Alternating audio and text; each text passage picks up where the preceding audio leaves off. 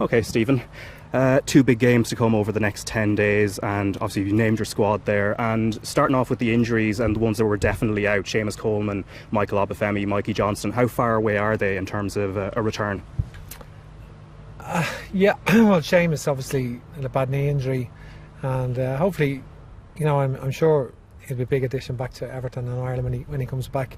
Callum Robinson, obviously Michael Obafemi, Mikey Johnston, those attacking players, Callum Doherty, are injured at the moment. So that's part and parcel of football, and we have, some players missing, but that opens up an opportunity for other players, and they'll be all right. They'll be ready for it. And Shane Duffy, it's been a while since he's been in the squad, but good form for Norwich at the moment. You must be delighted with the situation he's found himself in. Yeah, like Shane had on paper looked a good move last year to Fulham.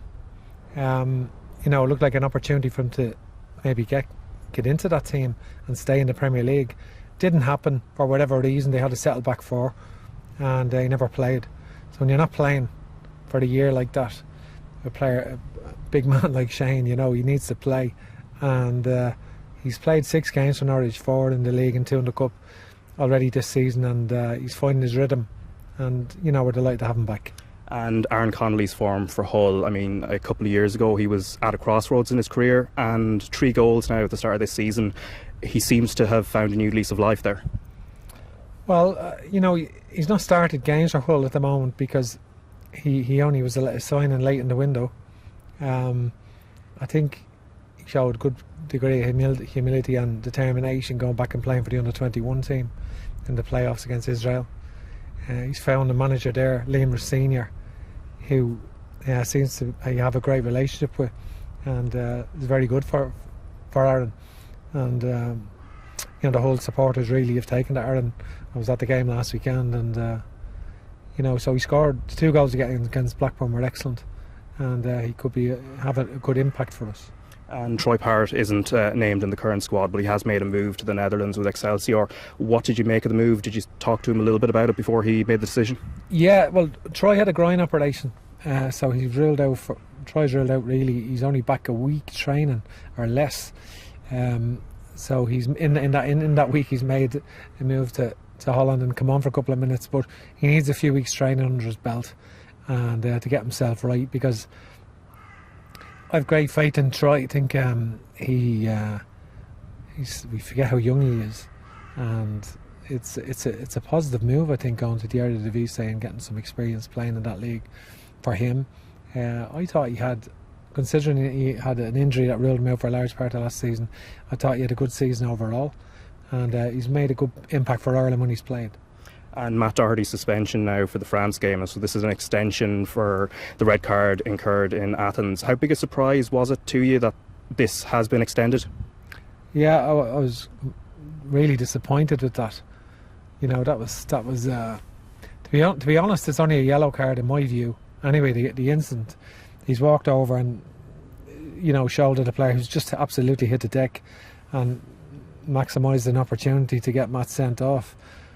Now, obviously, he's got 2 matches for that then, so it's incredibly harsh. We've had very good discipline. We haven't had any players sent off in a long time, and certainly we've had good discipline within the team. I thought it was to get 2 matches it doesn't seem. It doesn't seem fair really, or doesn't seem consistent with what's happening elsewhere. So, I spoke to our legal team.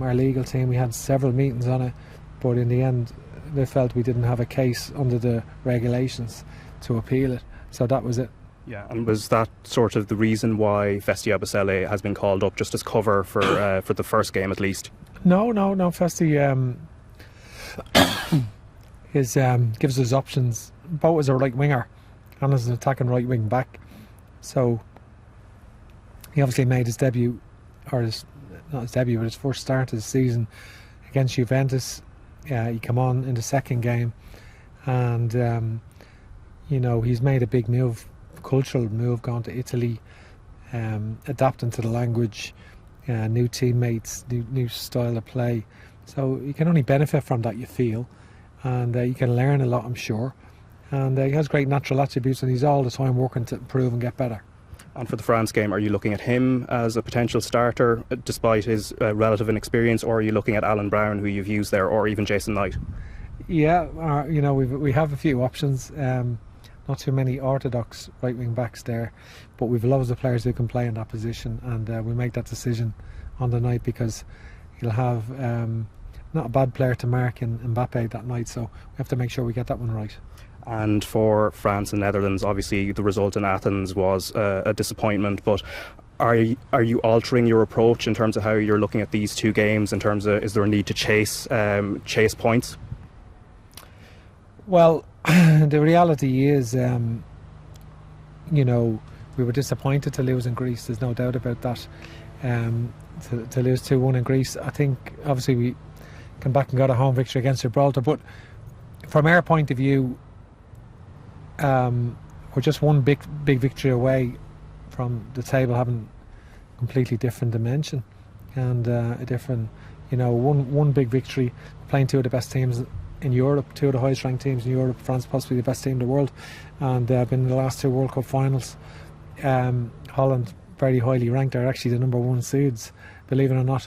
So it's a big week, great games, playing France and Paris on Thursday, Dublin here, this will be sold out 50,000, and it'll be real two special nights, and we're looking for that big result, and we've not been far away against the top teams. All the games have been very, very tight, from Portugal drawing here and losing in the last minute, and Ukraine drawing out there, Scotland, we swapped victories, and also France here, so the games, we've never been beaten by more than a goal. They've always been very, very tight games, and France have the capacity. France beat Holland 4-0, so they have the capacity to hammer anybody on their night. But we've got to show our level of organisation and strong performance in Paris, and bring that in here, and have a big, a special night here against Holland, who are, they have a lot of world-class players also. So it's a big challenge, and one that we're looking forward to. Thanks, Stephen.